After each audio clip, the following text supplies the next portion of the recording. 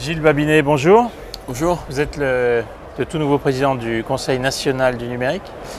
Est-ce que vous pouvez nous dire d'abord quelles sont les prochaines étapes un peu concrètes et les premières décisions que vous allez être, recommandations, dossiers que vous allez être amené à traiter?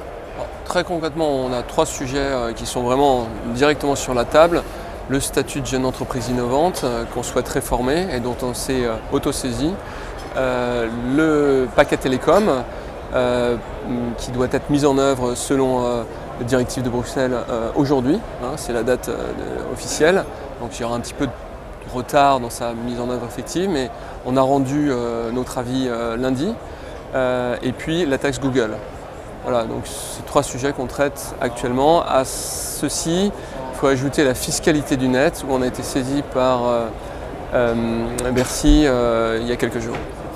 Est-ce que la neutralité du net, qui est évoquée très largement ici dans le cadre de l'IG8, est un dossier que vous allez traiter? Alors oui, on va la traiter, on l'a déjà traité d'ailleurs dans le paquet télécom, il y a des sujets qui traitent à la neutralité du net. Je pense que c'est un sujet qui est tellement vaste qu'on va le traiter en permanence. C'est-à-dire que, à mon avis, dans la plupart des lois qui nous seront soumises, il y aura soit une petite partie, soit une partie plus importante qui aura trait à la neutralité du net. C'est quoi les enseignements un peu concrets que vous tirez de ces 2 jours ici pour le CNN Pour le CNN. Alors d'abord, je pense qu'il y a quelque chose qui est intéressant, c'est que il semble y avoir une petite prise de conscience des pouvoirs publics de l'importance du numérique. Et ça, c'est vraiment important parce que petite prise de conscience. Ouais, parce que ce que je veux dire, c'est que pour le moment, c'est surtout une bonne volonté en apparence. Et la réalité, c'est que notre pays est sensiblement en retard sur le numérique. Les chiffres, c'est 3,7% de la valeur créée vient de l'Internet contre 5 à 6% dans les autres pays de l'OCDE. Et que pour moi, ce qui est important, c'est pas les intentions, mais c'est la transcription dans les faits. Donc on veut que ça change rapidement. Voilà, donc pour moi, l'enseignement, c'est qu'il y a une volonté qui se traduit par l'existence de l'IG8. Ça, c'est bien. Ce qui est chouette, c'est que la France réussit à fédérer, finalement, à rassembler la totalité des acteurs. Il faut être conscient que c'est un petit peu un moment historique parce qu'on n'avait jamais fait ça nulle part sur Terre, d'avoir le patron de Google, le patron de Facebook et de nombreux autres patrons sous la même tente. Et je pense que d'une façon générale, il y a un sentiment qu'il faut porter le métier du numérique à un autre niveau, aussi bien en France qu'à l'étranger. Vous n'avez pas l'impression qu'ici, il y a quand même cette opposition, qu'on entend, c'est pas une impression, qu'on entend entre l'establishment, c'est-à-dire les grandes compagnies établies, les grandes compagnies du XXe siècle, et puis le monde de l'innovation qui n'arrive pas finalement bien à se parler là? Oui, c'est tout à fait vrai, et je pense que c'est un débat très intéressant parce que, effectivement, l'establishment s'oppose un petit peu à des gens qui ont un comportement très alternatif, informel et qui ont inventé des choses. Ils n'ont pas inventé que des technologies, ils ont aussi inventé des process de management, ils ont inventé des façons de discuter. L'e-conversation, c'est quelque chose de révolutionnaire, c'est plus le média qui descend, mais le média qui remonte. Et donc, on a peur de perdre tout ça. On se dit, mince, vous savez, hier soir, j'ai tweeté un truc très rigolo en rentrant chez moi, j'ai dit, j'ai un peu la nostalgie de passer du monde alternatif au monde institutionnel. Et c'est quelque chose que je ressentais vraiment et je pense que c'est très important. Vous êtes devenu un notable en fait. Je ne peux pas faire ça, c'est pas possible. Je pense que c'est vraiment important qu'on garde notre âme parce que notre âme, elle est forte et c'est une période historique, elle transforme le monde. Donc il ne faut pas qu'on se fasse récupérer parce qu'on a des valeurs qui sont des valeurs de la structure de l'Internet qui sont vraiment essentielles.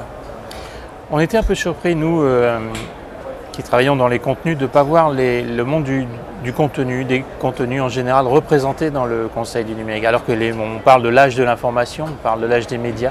Oui, je sais, j'ai beaucoup entendu ça, je comprends. Alors, je pense qu'il faut quand même être conscient que les gens qui sont dans le CNN, ce sont avant tout des gens vraiment de l'Internet, pur Internet, et qui ont un point de vue assez holistique par rapport à l'Internet. Orange, c'est pas pur Internet. Non, c'est vrai. On fait une exception pour les telcos, mais les telcos, ils représentent quand même 500 000 emplois en France. C'était difficile de les mettre à côté. Il y a, par exemple, si je prends les sujets dont on se saisit, le JEI ou la taxe Google, ça n'a pas grand-chose à voir avec le contenu. Et de même, il y a des sujets qui ne concernent pas forcément les consommateurs, comme, je n'ai pas de sujet précis, mais Ce qui est important, c'est qu'on ait une approche ouverte et que, évidemment, on consulte très très largement sur des sujets qui concernent la neutralité du net ou la transcription du paquet télécom, des associations, potentiellement des associations assez radicales, et sur les sujets qui concernent le contenu, les gens qui s'intéressent au contenu. J'ai eu des discussions très intéressantes, par exemple avec Philippe Janet récemment, qui me sensibilisait à la problématique de Apple qui est en train de réintermédier le contenu. Patrondumonde.fr. Et je pense qu'il faut qu'on se saisisse de ça, qu'on travaille avec vous, avec ces gens-là, et qu'on arrive à des solutions concrètes rapidement. Si vous aviez été là, est-ce que Adopi serait passé comme ça? Adopi, c'est un sujet vraiment casse-gueule. Je pense qu'Adopi est un sujet qui n'est pas passé dans le consensus. C'est-à-dire, il y a eu beaucoup de radicalité autour de ça. J'ai du mal à vous répondre à ça parce que est-ce qu'on aurait réussi à rapprocher... Vous savez, moi, j'ai un avis sur Adopi, mais je suis le patron d'un collège et c'est la voix de ce collège qui est importante avant toute chose. Est-ce qu'on aurait réussi à rapprocher des tendances extrêmes? Je ne sais pas. Est-ce que vous pensez que le Conseil national du numérique survivra à la présidentielle? S'il survit, ça veut dire qu'on a fait notre boulot. C'est-à-dire qu'on s'est montré comme un acteur intransigeant et indépendant et qu'on aura écouté tout le monde. S'il disparaît, ça veut dire qu'on est devenu partisan et il mourra normalement. Gilles Babinet, merci beaucoup. Merci.